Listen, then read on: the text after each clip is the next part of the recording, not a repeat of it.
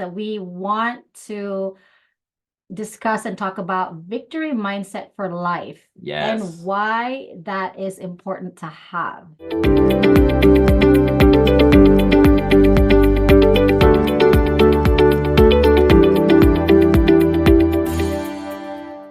Hello, and welcome back to Thriving One podcast. I'm Matt Coyle. I'm Lindsay Coyle. And we have a great topic for you guys today. We're excited to be with you. Yes, and we're going to dive right into this, like we want to get right into this. That we want to discuss and talk about victory mindset for life. Yes. And why that is important to have. Because life is full of difficulties, pain and problems. They are one of the things we can be sure of, right, that happen in life, especially in a life full of uncertainty. Yeah. So difficulties can become the thing we focus on to the point that it can overwhelm us. For real, yes. But so today, like how can we rise above the overwhelming difficulties that come our way?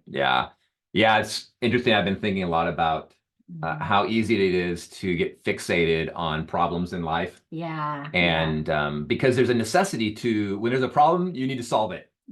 Right? We're problem-solving people. Yeah, we're wired in us. Yes. Yeah, but sometimes I get so fixated. I'll talk about me, and maybe some of y'all can relate to me out there, but I can get so fixated on the problem and to solve it that almost becomes more of my life. It becomes a mindset, a problem-focused mindset. And though I might come out of it, or finally maybe a week or a month later when there's resolve in that one problem, then I can be like, oh, finally. But the reality is I just discovered that it's such a bummer to live my life with a problem-focused mindset. Yeah. That's it's very difficult because if you think about it, I think like majority of us, unless you live in a cocoon or somewhere isolated, like without people, without all your needs met. Yeah. And even that example, like, I don't know if you have experienced this, but like you take a white blank board, right? And then you put like a Sharpie in the middle of it and put like a little black circle in there. And then you showed that image to somebody. It's like, hey, what do you see? Right. Right. Yes. So in our minds, like we're wired to like, yes, I see a dot. But the thing is, we forget that the dot is not just what's there. It's the whole picture. There's a big whiteboard full of blank spaces and what I would call opportunities for us to create the life that we want to live in, but sometimes if we just focus on the dot, then the dot becomes our point of reference for the way we live life. So good. So instead of, hey, there's a whole whiteboard that has not been touched yet. There's a lot of opportunities, like where that black little dot there could just be one of the things that's on the board instead of it's what it is, Right. And so I think like, it's very encouraging that the Lord also made us in his own image and likeness. And therefore we also have this opportunity to actually look at that image and see like, wow, there's a vast opportunity for us to create the life that we want to focus on and live in, and not just the black dot. Yeah, for sure. Yeah, and that reminds me of a well-known quote that what you focus on, you become. Oh, yes. Right? Yeah. And, if that's going to be our focus, that then becomes our life. And the reality is, we're multi-dimensional in our experiences in life. So let's say financially in an area, I could be struggling. That can become a big stress. And then relationally, and then over here, a work thing, or your car breaks down, or, you get a flat tire, you can get so fixated, so you get multiple dots on the board, right? Yes. There are things need to be resolved, need help with, need strategy in life. Yeah. But if those become our focus in our life, the reality is then we're living a problem-focused life, and it's so stressful. Oh yeah. It's so stressful, right? Yeah. And we we have what we call red light emotions. So negative emotions, simply letting us know to stop, that you need something, right? And so if I'm living out of those spaces or I'm most fixated on it, it's such it feels like I feel so defeated. I'm just thinking about my past life. I can feel so defeated in life, which then feeds into this belief narrative within my mind that says you're not enough. Yeah. Because it's like kind of like the opposite of living a victorious mindset is the defeated life. Yeah. So you're coming into a situation thinking like, oh yeah, if I try, I'm only gonna, this is what the result will be. So you're kind of like prophesying your defeated results. Right. Versus like holding on to hope and courage that, yeah, no matter what happens, all the challenges that we face is a part of life, is a part of what strengthens us. Right. And so if you see it that way, the mindset that you're going to be partnering with is the victorious mindset, meaning that even though on the outside it looks like you've failed, you really have not, unless this is what I say, it's not win or lose, it's win or learn. Yes. So preach it, sister. If you have the mindset of like, oh, it's either I win or I lose, because even like I played sports as a young kid, up until I graduated college. And the mindset that I've always come into is we're being conditioned to really to strengthen ourselves, strengthen our core, strengthen everything, and to compete and to play. But I remember like the generic feel, like I came from a very competitive family, sports oriented, it was like, yes, like there's adrenaline. And, so when you feel defeated, one of the things that my parents and some leaders in my lives, my coach and my trainer would always say, like, you've only really lost if you didn't learn anything during the process. Right. And I thought that was really weird to say to a teenager, because I'm like, we don't really care, but at the same time, I'm like, no, we just want to win, we work so hard, And the thing is, like, we're not discrediting the hard work you've done. Yeah. Like they weren't discrediting all the pain and the challenges we've gone through. What they were encouraging us to do is good sportsmanship. Yeah. Where, wow, like that, we didn't win this game. Like, what can we learn? Not just about the game itself, but also about ourselves. Yes. Now, how can we grow and learn? So we're not really losing. We may have lost the game, but not really lost the journey of life. Yeah. Because I don't know about you, but I look back to those moments. So we're like, wow, team sports really bring that out of you, So so like the victorious mindset is not versus defeat versus victorious. Like, you're always gonna feel like you're winning, because if you take it as a learning experience, not just win or lose, but win or learn. Yeah. Yeah. And so that gets into the phrase a mindset. Yes. Right. So how am I setting my mind going into difficult situations? Am I going in with a victory mindset, or am I going in, or you can call it a wealth mindset? There's a lot of phrases. We wanted to use victory for this conversation, to be like, how are we thinking specifically? Because I don't know about you, but or you guys out there, when you go into a situation, it looks like it's not going to work out the way you wanted it to, at the level of the expectation you wanted to, and it doesn't pan out that way. It feels like a failure. It feels like a fail, right? Yeah. But the reality is it's all dependent on how you look at it. And that's what's so key. Let's jump into really quick. I just want to throw out there, what is the definition of victory? So we can kind of be a setting point for us here. The simple definition of victory simply means an act of defeating an enemy or opponent in a battle, a game, or other competition. And so obviously we're not talking as much about that, but there is some important validity we're going to get to. But I like some of the synonyms that go along with victory. And we could replace the word victory with any of these as we're moving forward. And some of them are this: success is one of those. So success mindset, a triumph mindset, a conquest mindset, a winning mindset. I really like that one a lot. And we'll kind of get into the why here. Successful outcome, positive results. Good. So when we have difficulty, it doesn't feel like there's a positive result. But when you can go into that situation and extract, like what you said, what's to be learned from this experience, then you're always leaving winning. Yeah. Though it feels like a loss in other areas of expectations, the reality is you're actually, when you have a posture to learn, then you're always leaving every situation in life winning. Yeah.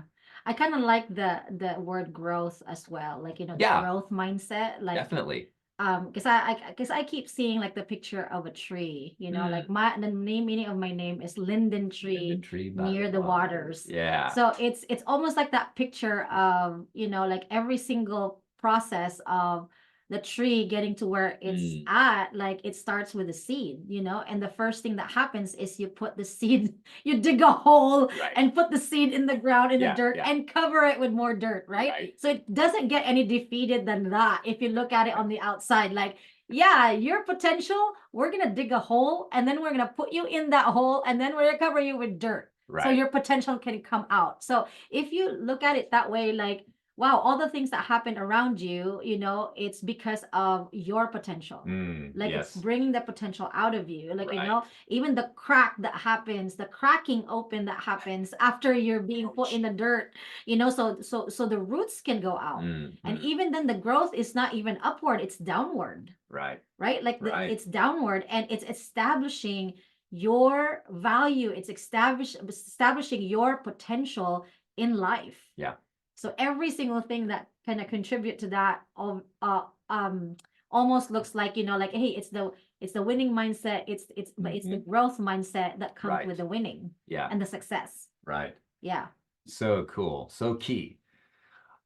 So let's talk about the heart behind the victory mindset, or a growth mindset, a wealth mindset, right? Whatever you put in there. Right. Yeah. It's just a perspective shift on how we're viewing our experiences. Yeah. So that those experiences aren't being highlighted as I'm doing something wrong, I'm not enough. Yes. But the reality of, and let me get into it here. Okay. So in our day-to-day life, we don't have victory if we win something. We have real victory when we know we are winners.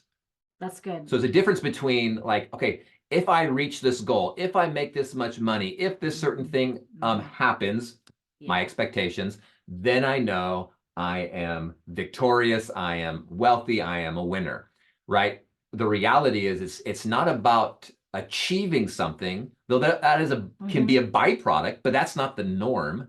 Like whenever you run a race or you play, like you played volleyball, you go through a long, like, I don't know how long your games were, like an hour, maybe two, Depends right? on. And there's a lot of wins that are happening. The win doesn't happen until the end. They pronounce a winner, right? But the reality is it takes time to get to that. So if I live with a mindset that this defines me as a winner, then all the other struggle, the practice, the hardship, is me trying to achieve something that isn't always going to happen, no matter who you are, in business, in relationships, in life, in school, in volleyball games. I played hockey.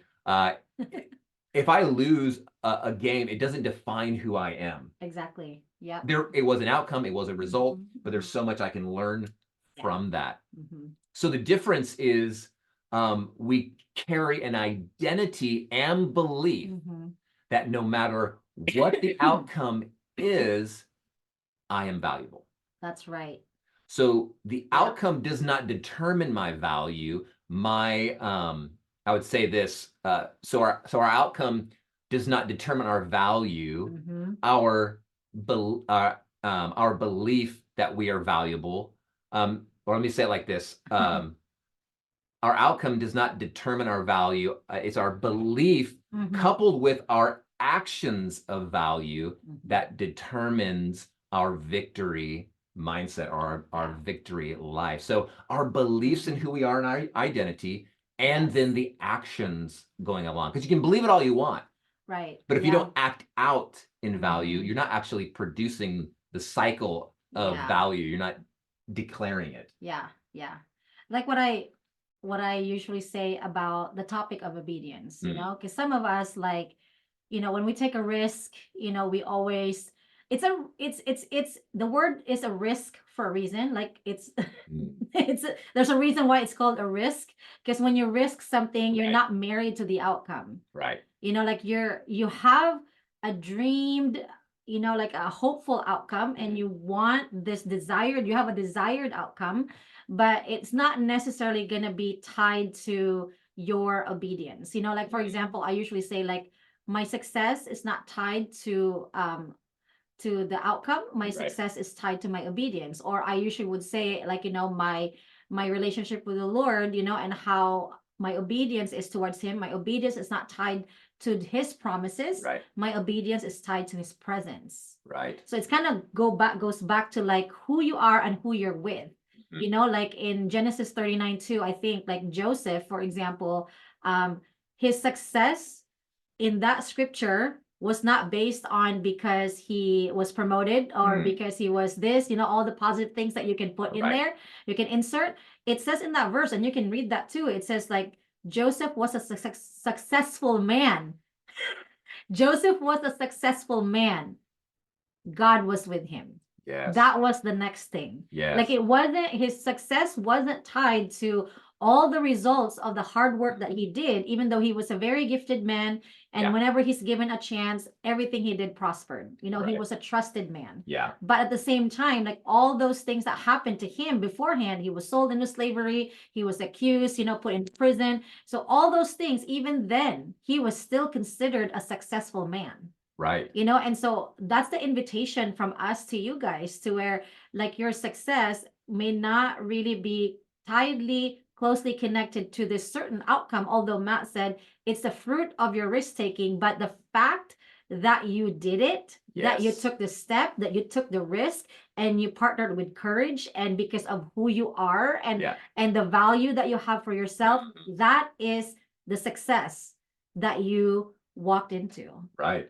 Like, it's not necessarily like just the outcome. Like, of course we want a desired outcome. Yeah. If I did something, invested in something, like, obviously my desired outcome would be is to make money, right? Like, that would be awesome.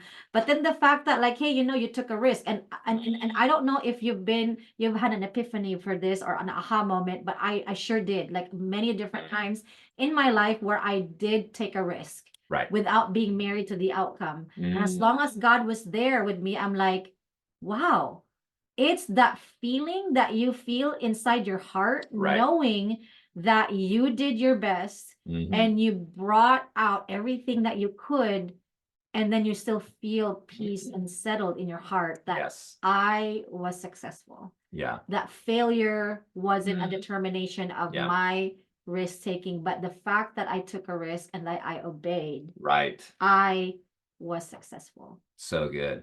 And I love how you're highlighting the emphasis on our connection to God being a key element, because this reality that we're talking about, having a victory mindset, a victory life, is supercharged and resonates as truth when we partner with when we partner with a connected relationship with Jesus Christ. Yeah. Right. So he is the one who declared us valuable. That's good. Through his belief and his action of value on the cross for us. Yeah. And it's so key. A lot of times we talk about, how to steward your soul, how to do the personal work, how to grow. And so there's a lot of responsibility on us to do something. To shift mindsets, to do actions of personal care or whatever it might be for your body, for your soul, for your spirit. But the reality is all of that is super powered and charged by what Christ has already done for us. Yes. And I think that's a good key element there, to where, like, and you may have heard this before too, that, like, we're not fighting a battle from a place of defeat, but from a place of victory. Yeah.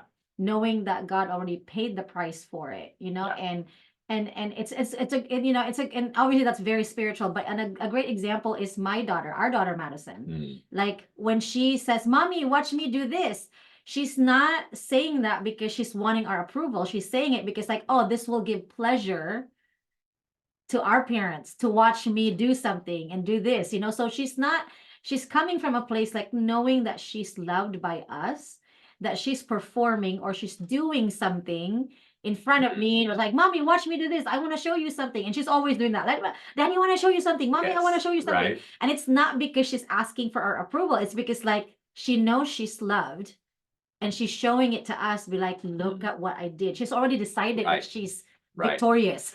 She's already decided that she's doing a great job, and then presenting it to us, to where like, wow, this is awesome, and I think that in that mindset too, like it helps with our victorious mindset, knowing that, okay, we're coming into this not because like we have to strive for something, that we come into this so we can thrive. Yeah. And God's already done it for us. But we're not silent partners in this. That's the beautiful thing. We're very active. We're very active. Very we're co-creators, co-laborers. We're we're co with God, So it's not like if he did something, like, oh, that's it. It's like, no, like, no, we're co-creators, co-laborers. So everything that we do with him is in a place of partnership, but at the same time knowing that, hey, I got you. Like, you are doing this out of the place of your identity in me, and that you are valuable. Yeah.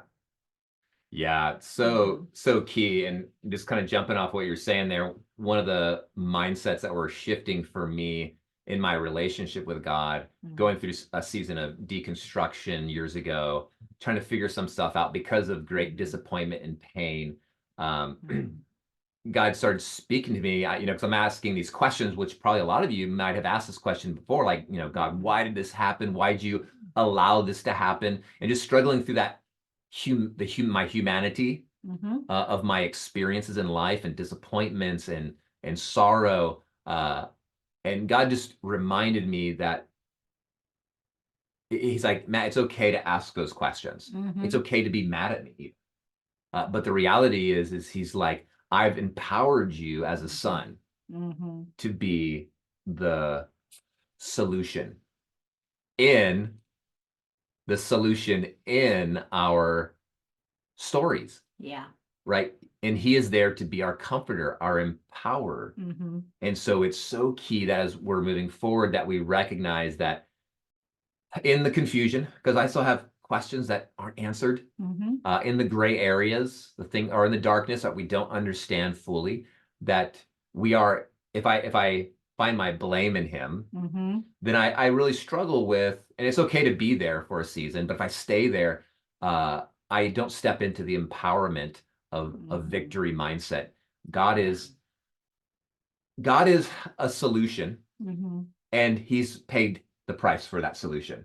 It's our responsibility to step in and take responsibility of what the gift he's given us. Yeah, that's good. And to walk it out. So that there's that tension that's so important, that we lay hold of relationship with him, the price that he paid, but we walk out our sonship, our daughtership, our authority as kings and queens, whatever you want to, however you want to describe the authority and the power we've been given. But that is the thing, we have been empowered, and we can draw upon his comfort in the difficulty. Like I had been believing for healing in certain areas of my life for a long time, after seeing so many people healed, and just processing through some of the pain of that, of like, why hasn't it happened yet?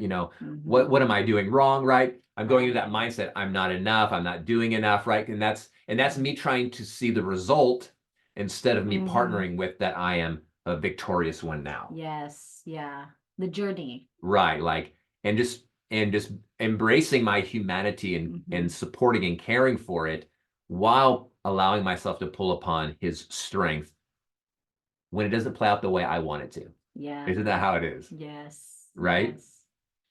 So a victory mindset, and I just want to kind of end with this, that this one quote that I said earlier.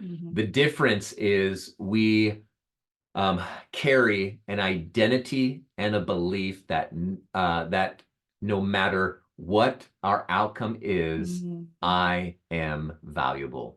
So a victory mindset is based in our identity and the fact that we are valuable. It's not based upon results. It's not found in results. Yeah.